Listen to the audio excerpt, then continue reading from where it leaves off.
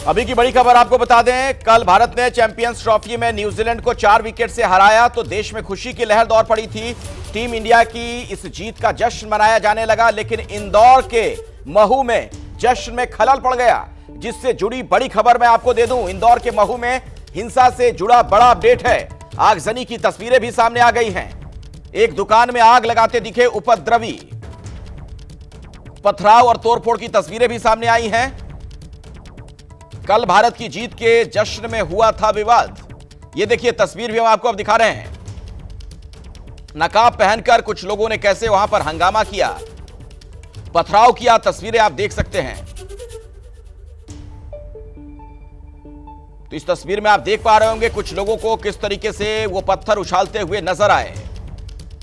सवाल ये लोग कौन हैं, किन्होंने इस तरह की घटना को अंजाम दिया। तो भारत की जो जीत हुई थी चैंपियंस ट्रॉफी के फाइनल में, उसके बाद देश भर में खुशी का माहौल था, उमंग का माहौल था, लेकिन कुछ लोगों को शायद ये बात नागवार गुजरी। आप देखिए किस तरीके की घटना को अंजाम दिया गया। आगजनी करते हुए उपद्रवी नजर आए। पथराव और तोड़फोड़ की जो तस्वीरें सामने आई हैं वो हम आपको दिखा रहे हैं। आगजनी करते हुए भी कुछ लोगों को आप देख सकते हैं। तो इंदौर के महू में हिंसा हुई है, उसी से जुड़ा ये बड़ा अपडेट। और जो वीडियो अब सामने आ रहे हैं उसमें आप कुछ उपद्रवियों को देख सकते हैं। ये जो इस वक्त आप तस्वीर देख रहे हैं, वहां पर आग लगी हुई थी, कुछ लोग उसमें सामान रख रहे थे, सामान इस तरह से डाल रहे थे ताकि वो आग और भड़के। और ये पथराव करते हुए कुछ लोगों को आप जरा देखिए, नकाब पहनकर पत्थर फेंकते हुए नजर आए ये लोग। देश भर में टीम इंडिया की जीत का जश्न मनाया जा रहा था। दूसरी तरफ मध्य प्रदेश के इंदौर जिले के महू में तनाव फैल गया। हिंसा पर बीजेपी की प्रतिक्रिया सामने आ गई है। सांसद मनोज तिवारी ने कहा कि ऐसा लगता है कि जीत से देश में कुछ लोग खुश नहीं हैं। तो बीजेपी के विधायक रामेश्वर शर्मा ने एक बेतुका बयान दे दिया। है कुछ उपद्रवी लोग हैं जो भारत में रहते हैं, लेकिन भारत को हराना चाहते हैं, भारत की जीत नहीं देखना चाहते हैं, भारत की जीत पे जश्न नहीं देखना चाहते हैं। तो उन लोगों का इलाज होगा। मध्य प्रदेश सरकार पक्का इन लोगों को देखेगी और बहुत जल्दी चिन्हित करके प्रत्येक व्यक्तियों को जो ऐसा करे हैं उनको कड़ी आपराधिक नियम में उनको पनिश करना चाहिए। आप अपने बेटा बेटी की शादी करते हो तो आतिशबाजी करते हो, तो भारत जीतता है तो उसकी आतिशबाजी से नफरत क्यों करते हो? और अगर तुम्हें इन पटाखों से नफरत है तो डॉक्टर मोहन यादव की सरकार के डंडे के पटाखे खाने पड़ेंगे। सवाल कई हैं और उसी पर बातचीत करने के लिए मेरे साथ ब्रिज गोपाल लोया जुड़ गए हैं। आप प्रवक्ता हैं भारतीय जनता पार्टी के, और कांग्रेस के मुकेश नायक भी इस वक्त मेरे साथ जुड़ चुके हैं। आप दोनों का बहुत बहुत स्वागत है। और पहला सवाल आप ही से ब्रिज गोपाल लोया जी, कौन लोग हैं, कौन है उपद्रवी, कुछ पता चल पा रहा है? पुलिस प्रशासन ने कुछ और जानकारी दी हो आप लोगों को?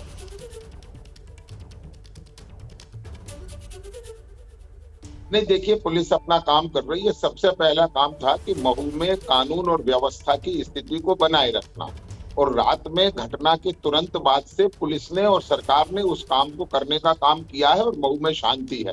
सबसे पहला अपडेट तो ये। दूसरी बात है, इसको भी हमें समझना पड़ेगा कि ये क्रोनोलॉजी किस तरह से आती है। ये अचानक से कुछ नहीं होता है। सबसे पहले पाकिस्तान से भारत जीतता है और किसी लोगों को तकलीफ होती है और वो रोहित शर्मा पर प्रश्न चिन्ह लगा देते हैं कि उनका वजन बढ़ रहा है।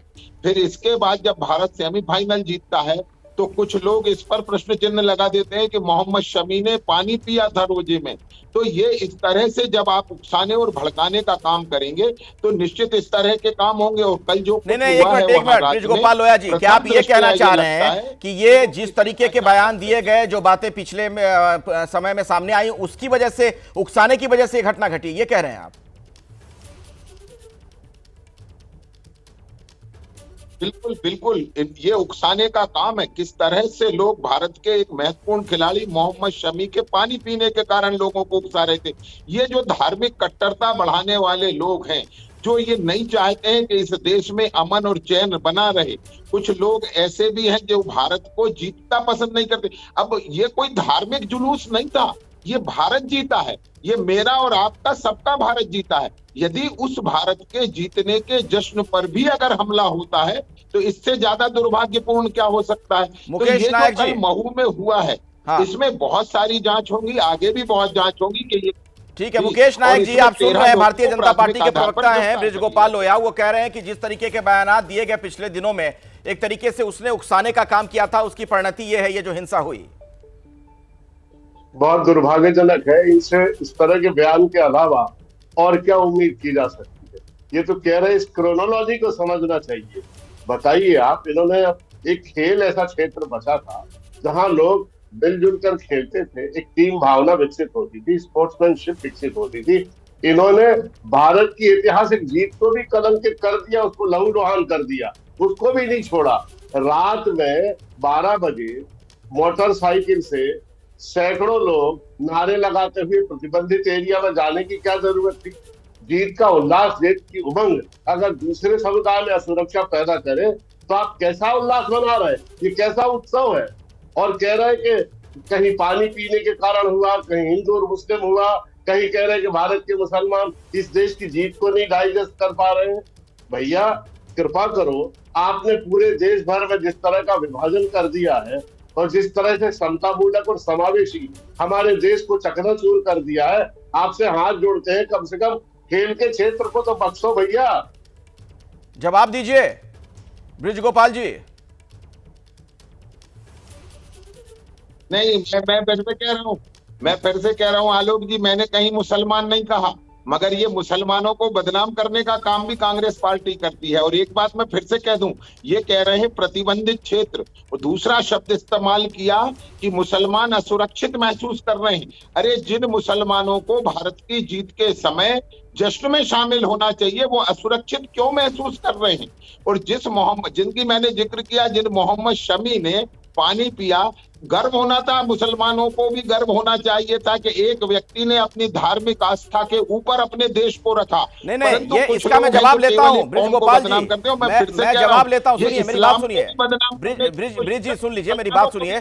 जो ये प्रतिबंधित वाली बात मुकेश नायक कह रहे हैं, उसका मैं जवाब बिल्कुल लूंगा कि इसका क्या मतलब। ये तो हिंदुस्तान की जीत है ना, इसमें हर किसी को शरीक होना चाहिए। इसमें कोई प्रतिबंधित क्षेत्र हिंदुस्तान में कैसे हो सकता है? कोई आइलैंड तो है नहीं कोई यहां पर। उस पर मैं उनसे जवाब लूंगा, लेकिन मुझे इस बात का जवाब पहले आप दीजिए। सरकार की क्या जिम्मेदारी है, पुलिस प्रशासन की क्या जिम्मेदारी है? आप लोग वहां सत्ता में हैं, इस तरह की घटना क्यों घट गई? पुलिस कहां थी?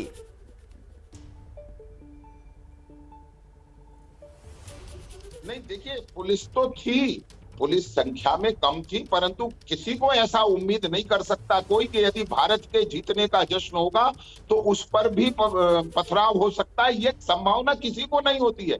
यदि देखिए धार्मिक जुलूस होता तो फिर भी इस बात की चिंता होती कि कहीं इस तरह का मामला ना हो जाए, मगर जब भारत जीतता है तब इसकी कैसे अपेक्षा की जा सकती है? और एक बात और कहता हूं, असुरक्षित महसूस करने का क्या है? यदि ये देश जीता है तो इसमें किसी को असुरक्षित नहीं होना चाहिए। जवाब दीजिए, मैं जवाब देता हूं। नहीं, ये पॉइंट आपका अहम है, इसका जवाब मुकेश नायक जी आप दीजिए। इसमें असुरक्षित कोई कैसे महसूस करने लगेगा? टीम इंडिया जीती है, हिंदुस्तान की जीत है, उसका जश्न मनाया जा रहा है। और आपने एक नया शब्द जोड़ दिया कि प्रतिबंधित क्षेत्र में जाने की क्या जरूरत थी। इसमें प्रतिबंधित क्षेत्र का क्या मतलब हो गया? प्रतिबंधित क्षेत्र से मेरा आशय है, मैं दो भागों में इसका उत्तर दूंगा। पहला तो इन्होंने कहा कि लोग जश्न नहीं मनाते, अपने उत्सव में, उल्लास में, भारत की जीत में शामिल नहीं होते। मैं भोपाल में रहता हूँ, यहाँ इतना बड़ा माइनॉरिटी का रेशियो है, पूरे माइनॉरिटी के एरिया में कल आतिशबाजी हो रही थी, हम लोगों ने अपनी आंखों से इसको देखा। प्रतिबंधित क्षेत्र से मेरा आशय ये है कि जो क्षेत्र संवेदनशील है, पिछले अनेक वर्षों के इतिहास में जिन क्षेत्रों को संवेदनशील माना गया है, वहां लोग उत्सव भी इस तरह से मनाते हैं जैसे रावण संगीत सुनता था। घन घमंड अति गर्जत घोरा, क्रियाहीन डरपत मन मोरा।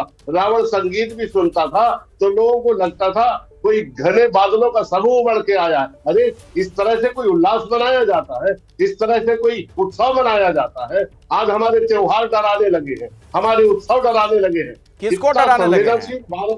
किसको डरा रहे मुकेश? पूरे समाज को, पूरे समाज को, पूरी सोसाइटी को, हम सबको डराने लगे हैं। लेकिन ये तो टीम इंडिया की जीत का जश्न था, जुलूस निकला था, कोई धार्मिक आयोजन थोड़ी ना था। इसमें किसी को डरने की क्या जरूरत थी? इसमें तो हर किसी को शामिल हो जाना चाहिए था। आप वहां थे नहीं महू में प्रभु, मैं महू से बहुत 300 किलोमीटर की दूरी पर भोपाल में हूँ। हमने जब आपने हमें डिबेट में बुलाया, हमने कम से कम 25 लोगों से महू में बात की, उसके बाद हम आपसे बात कर रहे हैं। 11-12 बजे रात को 200 मोटरसाइकिलों में इस तरह के नारे लगाते हुए निकलना उस एरिया में जहां लोग सो चुके हैं, अच्छा, जहां एक भी आदमी जग नहीं रहा। मैं